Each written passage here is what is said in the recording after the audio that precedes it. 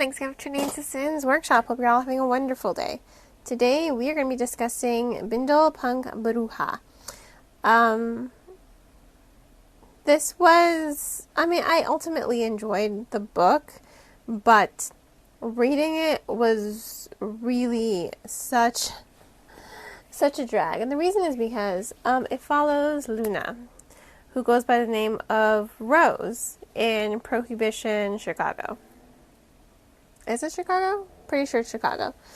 So, regardless, it takes place during the Prohibition. She lives a dual life. She is Hispanic, but because her father was white, she's able to get by using the name Rose, pretending she's not Hispanic. So this does create sort of a barrier between her and her half-brother, who very much looks Hispanic. She wants to own her own speakeasy. She's very independent. She loves to wear trousers. She's very much a fierce Latina, and that's what I did appreciate from her. However, the book is called Bindle Punk Bruja. Bruja is pretty much a witch, right?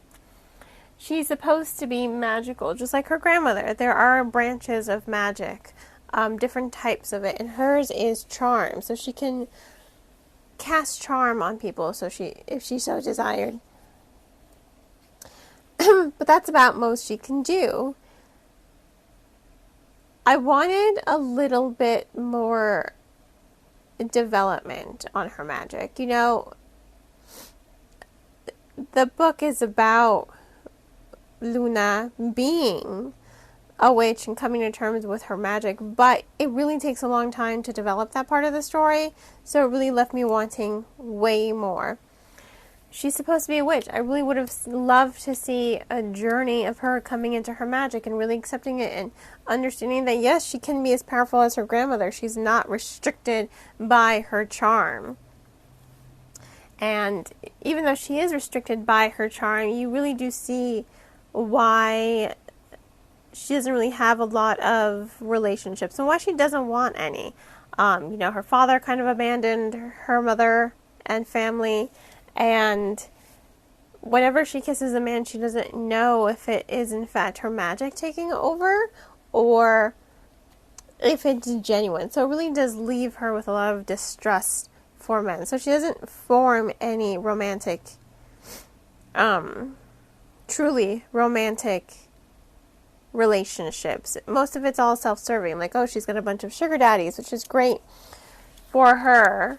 But I really did want to see more development on the magic aspect of the story. And you really don't see any of that until chapter 19 forward, and that's literally the last quarter of the book.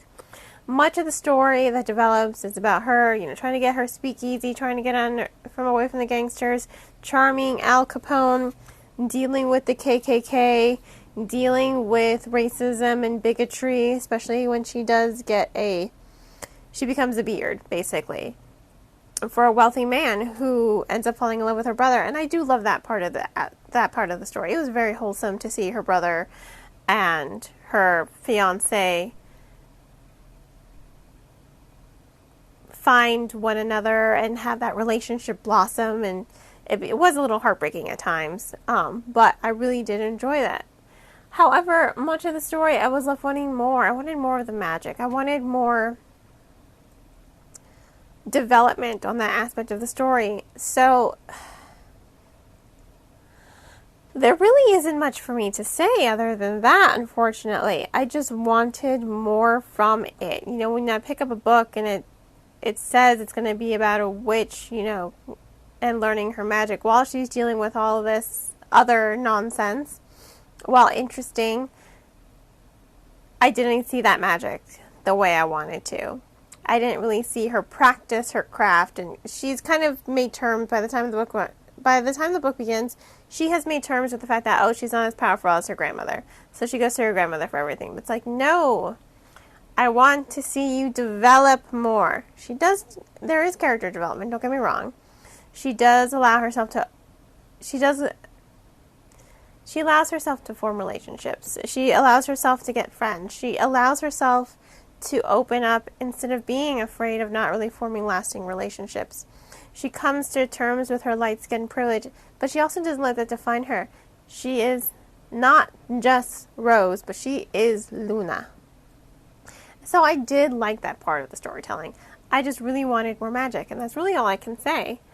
So it gets 3 out of 5 stars. The pacing was really slow. It really did drag. Like I said, the chapters are also really, really long.